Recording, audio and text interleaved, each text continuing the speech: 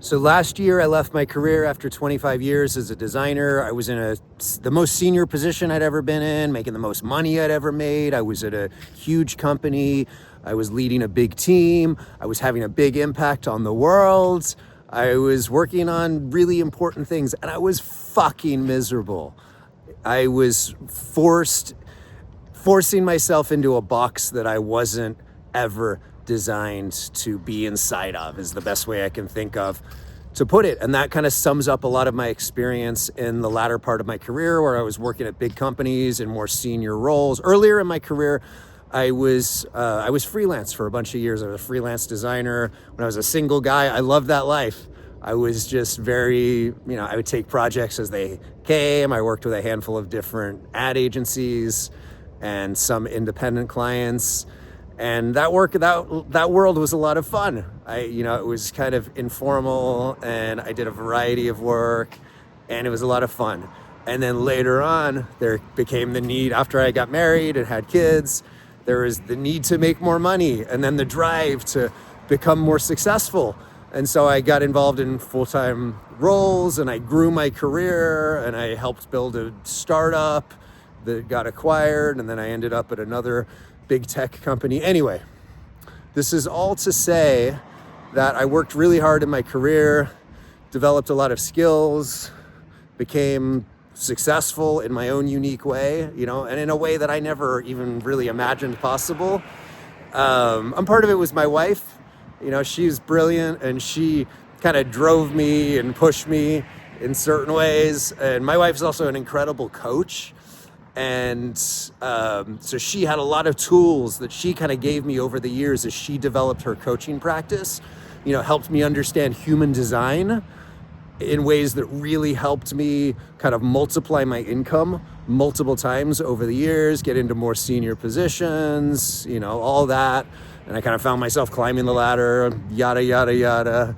And it was fun, and I learned a lot, and I grew through that journey, but ultimately realized it wasn't me. It wasn't who I was. And, I was an artist. I went to art school, graduated in '99 with a fine art degree. And all I ever really wanted to do was create, express myself, travel the world, meet incredible people, live life to the fullest, live in the present moment, not be sitting in a fucking office under fluorescent lighting, staring at a screen all day. But that had become my life and my work.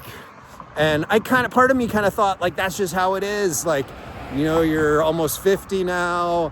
You gotta put the dreams aside, and you've got a family now. So you got to do a serious job, and you've got to, it was all these ideas about how life is now that you're in midlife and you're almost 50. So you can't dream anymore. And, all this, which I now realize in hindsight is bullshit. It's programming, it's ideas about how life is and how we're supposed to live and be and exist and operate that are just ideas that are passed down to us that seem like inherent truths about life, but that absolutely are not. Anyway, I digress a little bit, but part of the point. So anyway, I was in the career, was burned out. I left the career last year. Didn't know what I was gonna do. It's the biggest risk of my life, but every time in my life that I've taken a risk, taken a chance on myself, taken a gamble, including with having taken on that role, I figure it out. I took on a difficult role that I didn't feel I was qualified for. And I knew, if I step into this opportunity, if I step into this position, I'm going to trust that I'm going to find resources in me that I didn't realize that I had, and I'm going to grow into it. And sure enough, that happened. And maybe you've probably experienced that too. And it happened to me repeatedly throughout my career, was that I stepped into positions that I didn't feel like I was qualified for, and took on a project that I didn't feel like I was talented enough for or good enough for. And sure enough, through taking on the project, necessity is the mother of invention, or the idea that pressure creates diamonds. I figured it out. I grew through every challenge in my career where I took on something that I didn't think I could do. This was the pattern I eventually realized. Whenever I took on something that I didn't think I could do, but somehow it came to me, someone would hire me and say, hey, we want you to do this. And I'd be like, well, I've never done that before, and it seems a little bit beyond what I can do. Never said that to the client, but I just took it on and said, okay. And sure enough, every time I would look back from the other side of that experience and realize how I had grown, how I had grown my skill set and also grown my confidence, because I learned, I can do things that I didn't think I could do. And so I started letting that drive my life for a while. When opportunities came to me, especially if they seemed like a stretch, I would say, you know what, I'm going to take it on and see what exists on the other side. Maybe I'll fail, maybe I won't. But what I decided is I'm going to stop deciding in my mind what I can and can't do. And I'm going to let what I can and can't do be dictated by my efforts, by making an honest effort to try and do something and succeed at it, see what happens. And so that was, that played out in my career a bunch. And then last year when I left my job, it was like the same thing. It was like, you know what? I want to figure out my own thing. I don't want a fucking job anymore. I don't want to work for anyone else. There's a whole other, I'm going to probably create 100 more videos on how I think jobs disempower us. I think for the most part, a job, an employer is like a middleman between you and the value that you provide to the world. I think when you have a job, for the most part, you are providing value. The employer is reaping most of the benefits of the value that you provide and paying you a fraction of the value you're actually bringing to the company. So, you can get a job and get benefits and get paid what seems like a bunch of money. And you're like, this is amazing.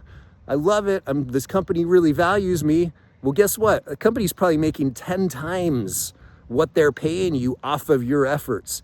Guaranteed. Not enough of us talk about this. Not enough of us think about this. And one of the important things to note now is it's easier than it has ever been to make a living without a job. I was just listening to a podcast about Shopify, and I actually opened a store on Shopify last year. It was one of the first things I did. And it's amazing because you can go, even with AI, you can go and you can create an e-commerce store. This is what I did last year. Create an e-commerce store selling t-shirts in like a day. It has never been easier to be an entrepreneur, and there is literally no reason that you need a job if you're a smart, talented person, especially if you've been in a career for decades, like I had. You have really valuable skills, and it's one of the things I'm going to be talking a lot more about in this channel, is that if you are in that position and you have skills and you're smart and you're creative and you're capable, you probably don't need a job to make a living. And I'm going to talk a lot more about this. I'm going to talk about the logistics and the challenges along the way and my own journey. But anyway, this video's dragged on a little longer than I'd planned. But I kind of set out on this course last year where I was like, you know what? I don't need an employer anymore. I want to choose to believe that. And I'm going to figure out how to make a living without a job. That's what I committed myself to, because I thought a job is just a program. Whatever. I'll talk more about that another time. But anyway, I launched a t-shirt business, and t-shirt business was really cool. These really awesome designs I created. And I found out that the costs to get traffic to the store kind of ate too much into the profit. So it didn't really work out logistically.